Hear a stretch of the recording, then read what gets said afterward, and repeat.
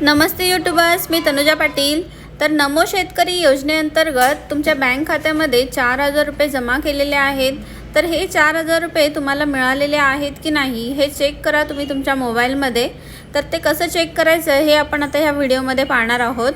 तत्पूर्वी तुम्ही जर चॅनलवर नवीन आला आहात तर चॅनलला सबस्क्राईब करून ठेवा। अशाच महत्त्वाच्या व्हिडिओ तुम्हाला ह्या चॅनलवर पाहायला मिळतील। चला तर मग आपण व्हिडिओला सुरुवात करूया। नमो शेतकरी अंतर्गत शेतकऱ्यांना 2,000 रुपये दिले जातात, पण ह्यावेळी नमो शेतकरी महासन्मान निधी अंतर्गत शेतकऱ्यांना एकूण 2 हप्ते आलेले आहेत। दुसरा आणि तिसरा हप्ता त्यांच्या बँक खात्यामध्ये जमा करण्यात आलेला आहे। म्हणजेच 2 हप्ते म्हणजे एकूण 4,000 रुपये शेतकऱ्यांच्या खात्यामध्ये जमा झालेले आहेत। तर ते तुम्हाला मिळाले आहेत की नाही ते कसं चेक करायचे, त्यासाठी तुम्हाला ह्या वेबसाईटवर यायचं आहे।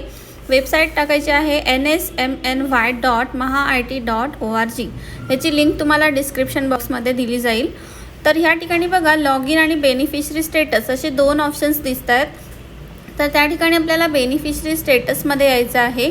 ह्या ठिकाणी नो युअर रजिस्ट्रेशन नंबर असं ऑप्शन्स आहे। म्हणजे जर रजिस्ट्रेशन नंबर तुम्हाला माहिती नसेल तर नो युअर रजिस्ट्रेशन नंबरवर क्लिक करून तो तुम्ही नंबर मिळवू शकता, किंवा तुम्ही यूज केलेला रजिस्टर्ड मोबाईल नंबर त्या मोबाईल नंबरने सुद्धा तुम्ही तुमचं स्टेटस चेक करू शकता।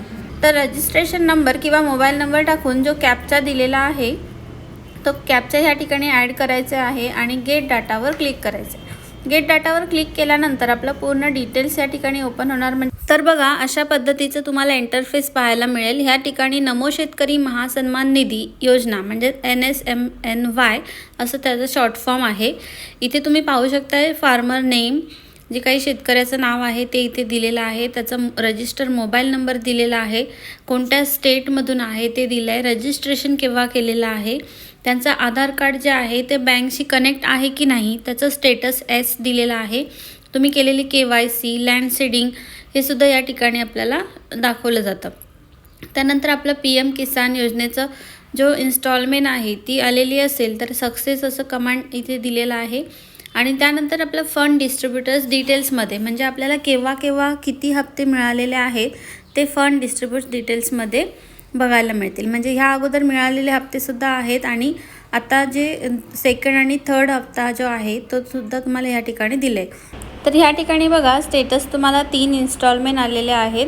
फर्स्ट इन्स्टॉलमेंट केव्हा आलेली आहे, त्यानंतर सेकंड आणि थर्ड इन्स्टॉलमेंट केव्हा आलेली आहे ते दिलेलं आहे। या ठिकाणी तुम्ही बघू शकता पेमेंट स्टेटस जे आहे ते सक्सेस असं दाखवलं आहे। तिन्ही ठिकाणी तुम्हाला सक्सेस दिलं आहे। त्यानंतर बँक नेम दिलेली आहे, म्हणजे तुमचं जे इन्स्टॉलमेंट आहे ती कोणत्या बँकमध्ये जमा झालेली आहे त्या बँकचं नाव त्या ठिकाणी मेन्शन केलं आहे। त्यानंतर क्रेडिट डेट जी आहे म्हणजे कुठल्या तारखेला तुम्हाला इन्स्टॉलमेंट आली। आता फर्स्ट इन्स्टॉलमेंट 2/11/2023 दिली आणि सेकंड आणि थर्ड इन्स्टॉलमेंट तुम्ही जर बघितलं तर 6/3/2024 असं दाखवलेलं आहे। त्यानंतर UTR नंबरसुद्धा ह्या ठिकाणी जनरेट होणार आहे। ट्रान्झॅक्शन जर तुमचं फेल झालं असेल तर कुठल्या कारणाने ट्रान्झॅक्शन फेल झाले ते तुम्हाला इथे मेन्शन केलं जाईल। त्यानंतर FTO प्रोसेस जी आहे ती कशी आहे ती सुद्धा आपल्याला ह्या ठिकाणी दिली जाते। तर हे फंड डिस्ट्रीब्युटर्समध्ये आपल्याला पूर्ण इन्स्टॉलमेंटचं रेकॉर्ड बघायला मिळतं। आत्तापर्यंत नमो शेतकरी योजनेअंतर्गत जर तुम्हाला हप्ते मिळालेले नसतील तर थोडं थांबा, तुम्हाला चौथी इन्स्टॉलमेंट पडल्यानंतर सुद्धा तुम्हाला ते मिळू शकतात। राहिलेले इन्स्टॉलमेंटसुद्धा त्या ठिकाणी जमा होतील। आता कोणाला मिळालेले आहेत, कोणाला 6,000 मिळालेत, कोणाला 8,000 मिळाले आहेत, तर कोणाला मिळालेलेच नाही आहेत। जर तुम्हाला कोणताही हप्ता मिळालेला नसेल तर तुम्ही शेजारील तहसील ऑफिसमध्ये जाऊन चौकशी करू शकता आणि त्या ठिकाणी कंप्लेंट दाखलसुद्धा करू शकता। असा हा महत्त्वपूर्ण व्हिडिओ आपल्या शेतकरी बंधू भगिनींना जास्तीत जास्त शेअर करा।